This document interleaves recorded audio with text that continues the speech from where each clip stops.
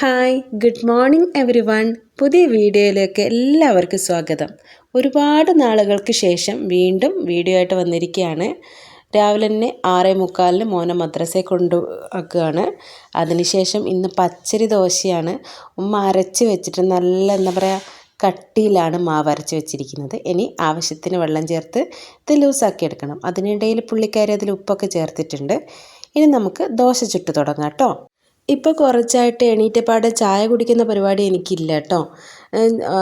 ബ്രേക്ക്ഫാസ്റ്റൊക്കെ ready ആയതിന് ശേഷം സാവധാനത്തിൽ ഫുഡിൻ്റെ കൂടെയാണ് ഞാൻ ചായ കുടിക്കാറ്. അങ്ങനെ നമ്മൾ മാവ് ഇവിടെ റെഡി ആയിട്ടുണ്ട്, കല്ലിവിടെ ചൂടായിക്കൊണ്ടിരിക്കുന്നുണ്ട്. അപ്പം നമുക്ക് ഒന്നൊന്നായിട്ട് ദോശ ചുട്ട് തുടങ്ങാം. ഇപ്പോൾ കുറേ ആയില്ലേ ഞാൻ വീഡിയോ ചെയ്തിട്ട്. ഞാൻ അടുത്തിടെ സ്കൂളിൽ വർക്ക് ചെയ്തിട്ടുണ്ടായിരുന്നു. ഇപ്പോൾ ഞാനത് റിസൈൻ ചെയ്തു, വീണ്ടും വീട്ടമ്മയായി വീട്ടിലിരിക്കുകയാണ്.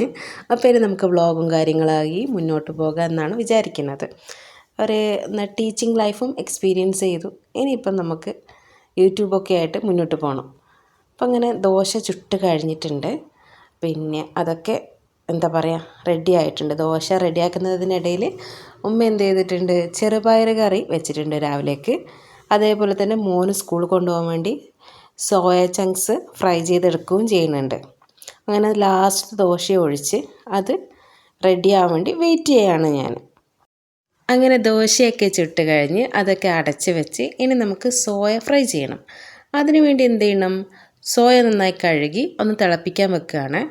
അത് തിളച്ച് വരുമ്പോഴേക്ക് അത് നന്നായി ക്ലീൻ ചെയ്ത് മസാല പുരട്ടി നമുക്ക് എന്ത് ചെയ്യാം, ഫ്രൈ ചെയ്തെടുക്കാം. നന്നായി ക്ലീൻ ചെയ്തതിന് ശേഷം മസാല പറയാൻ ഒന്നുമില്ല, മുളക് പൊടി, മഞ്ഞൾപ്പൊടി, ഉപ്പ്, ഇതല്ലാതെ വേറൊന്നും ഞാൻ ഇതിൽ ചേർത്തിട്ടില്ല. അങ്ങനെ പാനിൽ എണ്ണ ചൂടായി കഴിഞ്ഞ് കഴിഞ്ഞാൽ എന്ത് ചെയ്യാം, നമുക്കിത് ഫ്രൈ ചെയ്തെടുക്കാം. അങ്ങനെ സോയയൊക്കെ ഞാൻ ഈ ഫ്രൈയിങ് പാനിലേക്ക് മാറ്റുന്നുണ്ട്. അതിനുശേഷം നന്നായിട്ട് ഫ്രൈ ചെയ്ത് നമുക്കത് മാറ്റി വെക്കാം കേട്ടോ. അങ്ങനെ നമ്മൾ സോയയൊക്കെ നന്നായിട്ട് ഫ്രൈ ചെയ്തെടുത്ത് പാക്ക് ചെയ്യുകയാണ്. മോന് ഭയങ്കര ഇഷ്ടമാണ് സ്കൂളിൽ കൊണ്ടുപോകാൻ വേണ്ടി. ഉരുളക്കിഴങ്ങ് ഫ്രൈ അല്ലെങ്കിൽ സോയ ഫ്രൈ ഇങ്ങനെ എന്തെങ്കിലുമാണ് സ്കൂളിൽ കൊടുത്തു വിടുക. എന്താ വെച്ചാൽ അവിടെ നോൺ വെജൊന്നും ഞാൻ കൊടുത്തു വിടാറില്ല.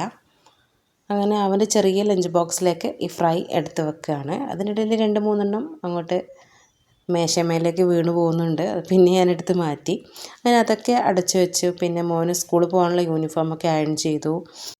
ഇപ്പോൾ 2-3 ദിവസം കണ്ടിന്യൂസ് ആയിട്ട് ലീവായതുകൊണ്ട് തന്നെ പുള്ളിക്കാരന് പോകാനൊരിത്തിരി പോകണോ എന്നുള്ള രീതിക്ക് ഉണ്ടായിരുന്നു.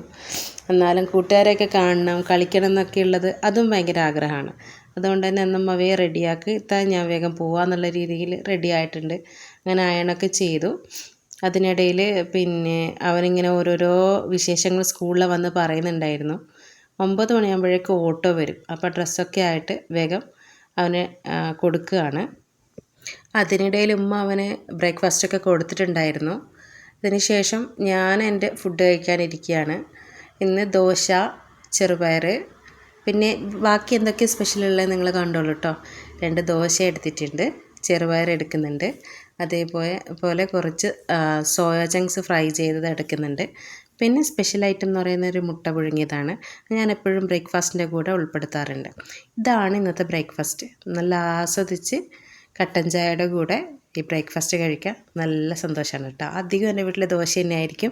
കാരണം എൻ്റെ മോന് ഭയങ്കര ഇഷ്ടമാണ് ദോശ, ചെറുപയർ, ദോശ, പട്ടാണിക്കടല, ഇതൊക്കെയാണ് അവന് ഇഷ്ടപ്പെട്ട ഫുഡ്. അതുകൊണ്ട് തന്നെ ബ്രേക്ക്ഫാസ്റ്റിന് അത് തന്നെയായിരിക്കും അധികം ഉണ്ടാകാറ്.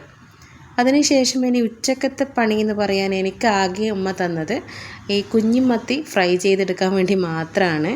ഇന്ന് ഉച്ചക്കത്തെ സ്പെഷ്യലൊക്കെ ഉമ്മ തന്നെയാണ് ചെയ്യുന്നത്. മീൻ കറിയും തോരനും ഇപ്പോൾ ഇതാ ഈ മത്തി ഫ്രൈയും. ഇതൊക്കെയാണ് ഇന്നത്തെ വിശേഷങ്ങൾ.